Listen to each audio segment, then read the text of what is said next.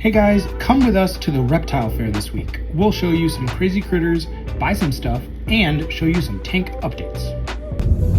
Hi everyone, we are headed to the Norcal Reptile Expo today in Pleasanton. We've been to reptile fairs before, and I've been to ones before and even vended at some, but we've never been to this one, so we're super excited. We'll show you guys what they got.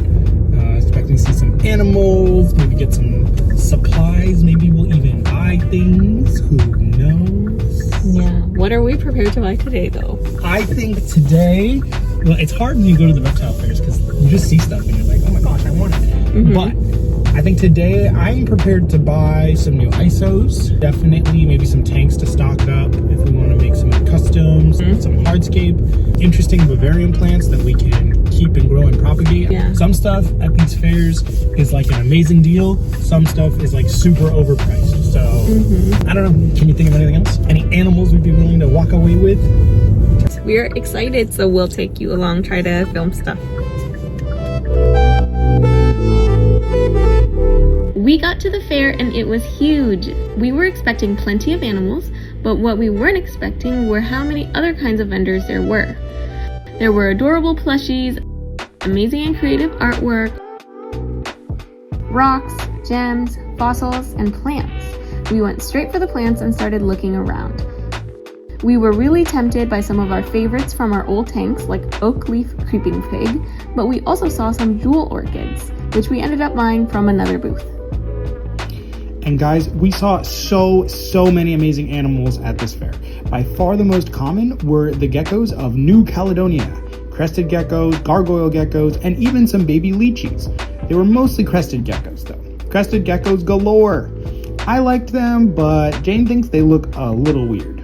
She preferred the gargoyle geckos. Check out this incredible bright red gargoyle gecko that's selling for $700. We actually just uploaded a gargoyle gecko tank build, so check that out here if you want to watch. And if you prefer the crested geckos, we just finished a crested gecko tank build for a client, so stay tuned for that upload coming soon. Beyond the normal geckos, there were some crazy ones that we'd never even seen before, ranging from the teeny tiny to ginormous. Look at this Tripoli gecko. This is a full-grown adult. You have to feed them springtails because they're so small. Have you seen these before? On the opposite end of the spectrum, we saw this bell-phase lace monitor, which was just chowing down on some raw ground beef. This guy was kind of scary. We also saw giant tegu, blue tegu, and tribrid tegu. Now, those are some big lizards. The prettiest lizard we saw was probably this gorgeous chameleon who was strutting his stuff for the whole fair to see. It was really amazing to see how calm he stayed with all the hustle and bustle of the fair. Second in number to the crested geckos were the ball pythons. Look at all these ball pythons.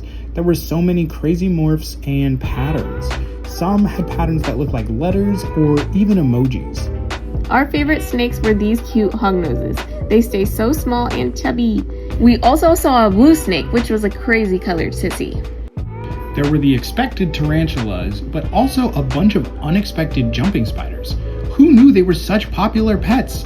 They were a lot cuter than we thought, and we almost fell for their 8 adorable puppy dog eyes and bought some. What I did not find cute was this Vietnamese centipede. These guys are not only venomous, but give me the heebie-jeebies. Then we got to our favorite, frogs. We saw red-eyed tree frogs, glassy frogs, horned frogs, and of course, dart frogs. Check out these ufaga. They're thumbnail darts, which means they can fit on your thumbnail. These are adults. They are so small, we really want to keep some later down the road. These guys feed their young unfertilized eggs, so people call them egg eaters. And look, did these guys look familiar? Baby Dendrobates auratus. Look how small they are. Crazy to think that ours used to be this small a few years ago.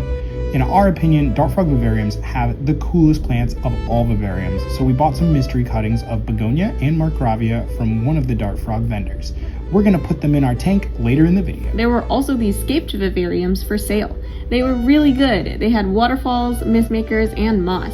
Definitely slightly different style to our own, but it was awesome to see other people's creativity in action. We can't wait for the next fair where we might actually sell some scapes of our own.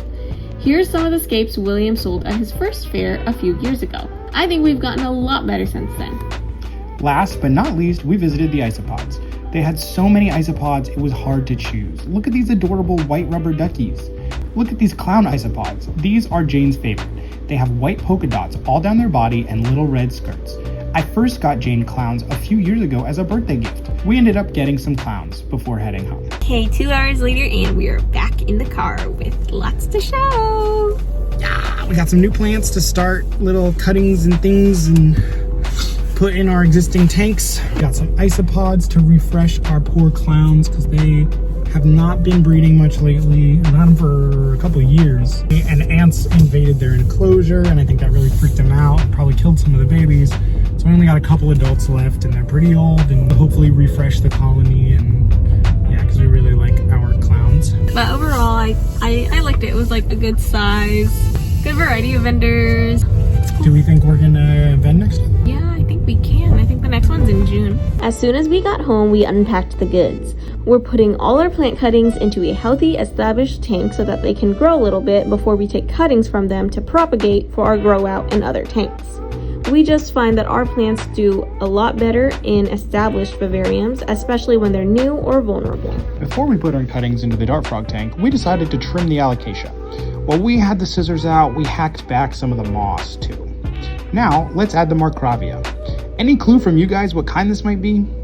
We added the cutting along this mossy shelf up here. Then, we added the begonia down here at the bottom where it can start to climb. We love the pattern on the leaves. Finally, we added the jewel orchid in this little soil deposit halfway up that used to be the pool. We've since redirected the waterfall so it goes left, so this area was just kind of empty.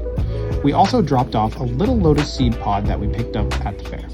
We like the added texture, and this might honestly convince us to do more wacky botanicals in our scapes besides just leaflets. We'll revisit all these new plants when they've taken off so we can really start to propagate. Now let's tend to the isopods. We mixed them into the old clown enclosure with some new substrate, and within a few days they were all mixed and gathering together under the log. We even saw some babies.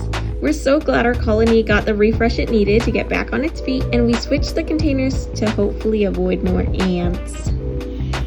Thanks for watching, guys. We have more tank builds coming up, so make sure you subscribe to see them. Let us know down in the comments if you enjoyed this video and if there are any animals from the fair that really jumped out to you. Thanks to those of you who voted in the community tab. If you guys saw, we're thinking of changing the channel name, so stay tuned for that. We're really excited about the future of the channel, and we hope to see you next time. Bye-bye.